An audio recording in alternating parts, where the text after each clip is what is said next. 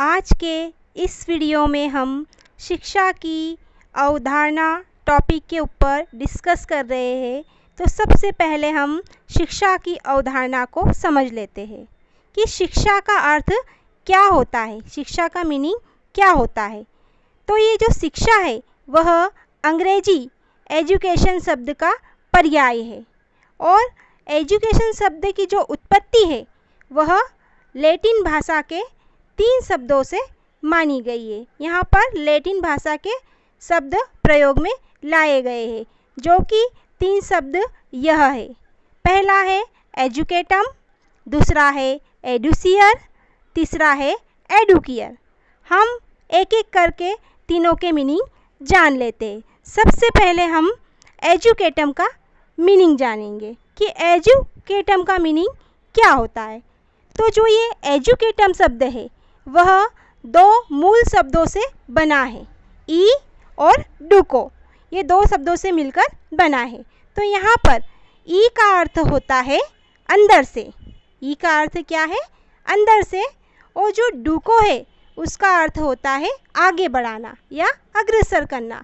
तो हम अब इसका पूरा मीनिंग देख सकते हैं कि अंदर से बाहर की ओर बढ़ाना, ये पूरा इसका मीनिंग हो गया। अगला शब्द है हमारा एडुसियर, कि इसका अर्थ क्या होता है। तो जो एडुसियर है इसका अर्थ होता है विकसित करना या निकालना।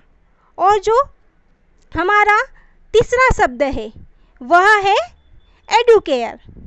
तो हम एडुकेयर के अर्थ को देख लें कि एडुकेयर का अर्थ होता है बढ़ाना, बाहर निकालना, उठाना या प्रगति करना। तो हमने यहाँ पर तीनों शब्द को देख लिए कि जो लैटिन भाषा के 3 शब्द थे उनका क्या अर्थ निकला। तो यहाँ पर हम देख रहे हैं कि इनका तीनों का मीनिंग सेम ही है कि बालक की जो आंतरिक शक्तियाँ होती है उनको पूर्ण रूप से विकसित करना। फिर इसी टॉपिक को हम आगे देखें तो जो शिक्षा है, यदि हम उसे भारतीय संदर्भ में देखेंगे तो शिक्षा शब्द जो है वह संस्कृत भाषा की शिक्ष धातु में अ प्रत्यय लगाने से बना है। तो यहाँ पर शिक्ष का अर्थ जान लेते हैं। तो शिक्ष का अर्थ होता है सीखना और सिखाना। तो यहाँ हमने शिक्षा को भारतीय संदर्भ में भी जाना। अब हम शिक्षा के व्यापक अर्थ को समझ लेते हैं। तो शिक्षा को यदि हम व्यापक दृष्टि में देखेंगे तो शिक्षा आजीवन चलने वाली प्रक्रिया है। शिक्षा कैसी प्रक्रिया है?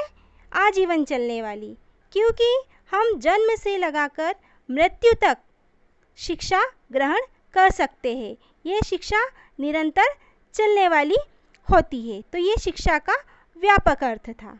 अब हम शिक्षा का संकुचित अर्थ जानेंगे कि शिक्षा का जो संकुचित अर्थ है, जो छोटा अर्थ है, वो क्या होता है। तो शिक्षा का संकुचित अर्थ है बच्चों को विद्यालय में दी जाने वाली शिक्षा। यहाँ पर हमने व्यापक और संकुचित अर्थ दोनों जान लिया। तो अब हम शिक्षा की विभिन्न परिभाषाओं को देख लेते हैं।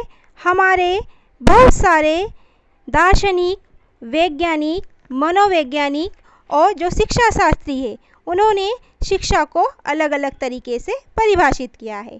पहले फ्रोबेल के अनुसार देखते हैं। तो जो फ्रोबेल है उन्होंने शिक्षा को कैसा कहा है? शिक्षा वह प्रक्रिया है जिसके द्वारा बालक की जन्मजात शक्तियाँ बाहर की ओर प्रकट होती है। सेकेंड में हम देखेंगे महात्मा गांधी के अनुसार शिक्षा से अभिप्राय बालक एवं मनुष्य के शरीर, मन और आत्मा में निहित सर्वोच्चम शक्ति के सर्वांगीण विकास से है। फिर हम अगला देखते हैं पेस्टोलॉजी के अनुसार कि पेस्टोलॉजी ने शिक्षा की क्या परिभाषा दी है। शिक्षा मनुष्य की आंतरिक शक्तियों का स्वाभाविक, सर्वांगपूर्ण तथा प्रगतिशील विकास करना होता है। और अगला देख लेते हैं कि जो हमारे अगले शिक्षा शास्त्री हैं उन्होंने क्या परिभाषा दी है। तो यहाँ पर हम हर्बर्ट के अनुसार परिभाषा देखते हैं। तो हर्बर्ट ने शिक्षा नैतिक चरित्र का उचित विकास करती है। यहाँ पर हर्बर्ट ने शिक्षा को नैतिक चरित्र का विकास कहा है।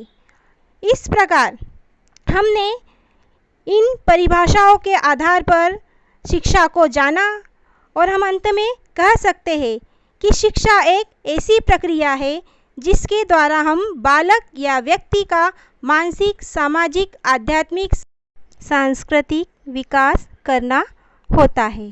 तो आज हमने शिक्षा को समझा। आज का वीडियो आपको अच्छा लगा होगा और यदि आपको अच्छा लगे तो प्लीज़ लाइक करना ना भूलें। Bye bye.